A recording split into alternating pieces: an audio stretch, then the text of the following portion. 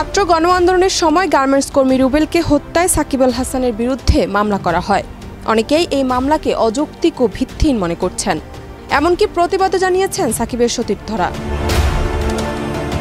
Cricketer Rubel Hossain তার এক Facebook পোস্টে লেখেন, বাংলাদেশের রাজনীতিতে সবচাইতে অভাগা একজন রাজনীতিবিদ, যার ৬ থেকে ৭ মাস রাজনীতির ক্যারিয়ারে ৫ মাসের মতোই ছিল দেশের বাইরে।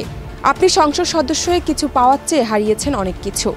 বাংলাদেশের সমস্ত ক্রিকেটার আপনার পাশে আছে। সাকিব ক্রিকেটেই সুন্দর, রাজনীতিতে নয়।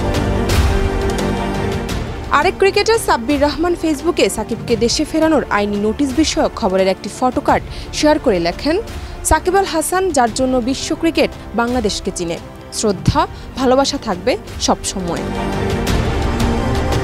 তরুণ পেসার শরীফুল ইসলামও ফেসবুকে সাকিবের সঙ্গে দুটি ছবি শেয়ার করে লেখেন, সবসময়ই ভালোবাসার আরেক নাম সাকিব আল হাসান আছে, থাকবে।